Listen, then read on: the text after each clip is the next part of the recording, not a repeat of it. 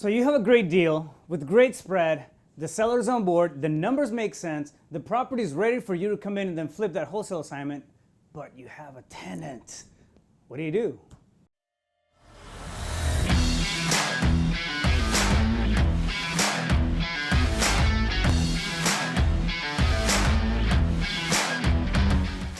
All right, so here's how you deal with the tenant issue. A lot of the stuff that we come across while we're doing wholesale deals is sellers have a headache.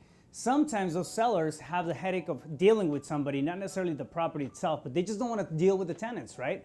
And that's why they're selling the property. So you can have a great property and a great location with great spread and great numbers, but if you have tenants in place, it can present a problem, right? And it's going to be a little bit harder to sell it. It's going to be a little harder to push it and just work that deal all together. So I have 4 ways that you can tackle the tenant issue as you're going through a deal, right? The first thing is going to be taking control of the conversation.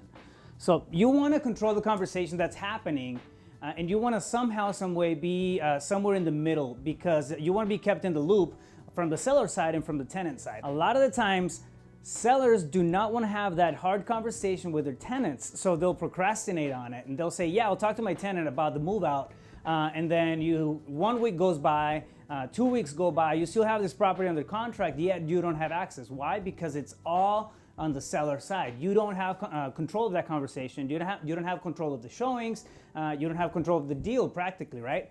So take control of the conversation. Have sit down with your seller and let them know, listen, if you give me the tenant's information, I can come in and then I'll have a talk with them. I'll set the expectations, the ground rules, and what they can expect over the next 30 days.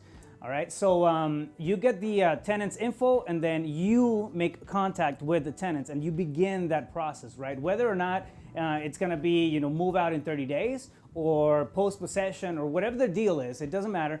The point is that you are taking over that conversation. Now you're in the middle of it. Now, once you're in the middle of that conversation and you're actually talking directly to the tenant, you're going to focus on solving their problem as well. Okay, now they have an issue. Maybe they didn't know the property was being sold, but now it is, right? So now the time is clicking, and they have 30 days to move out of the property. They have an issue. They have a problem. Is there any way that you can come in and help them? Can you help them figuring out how to move, or giving them references to moving companies, giving them references to maybe landlords, to people that that can help them find another property? Focus on solving their problem. That's going to be step number 2, right? So first, take control of the conversation. 2, focus on solving the tenant's problem as well, not just the sellers, because now you're working with 2 different families, 2 parties to this transaction on the sale end. All right. Number 3, if the solving the problem thing is not working, you can always offer cash for keys. Okay, if they're not willing to play along and they don't want to move out in the 30 days or whatever the timeline is on that contract, and you're having issues, you're having some friction, you can always offer cash for keys. What that is that you'll guarantee them a payment of some amount, $500, $1,000, depending on the spread of the deal, at the close of escrow when they move out.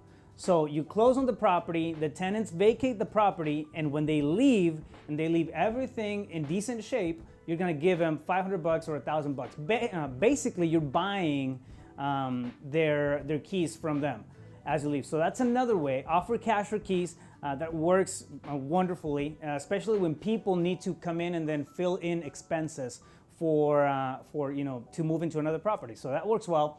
And number 4, hire the tenants. You can actually hire the tenants to help you through the process.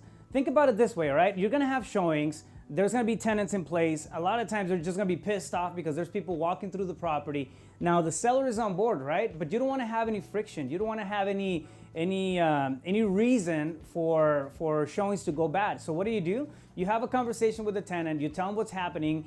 You solve their problem. You get them in the same page as you, and then you tell them, listen, we are going to have people come through the property. Now what we can do is give you $25 or $50 a showing or something like that. It's not going to be a lot of them, but that way they're getting something out of it, and they're actually they're going to be eager to help you show the property, because now they're making some money. And you know what? On your end, when you have a wholesale deal, and getting rid of that headache, it pays for itself.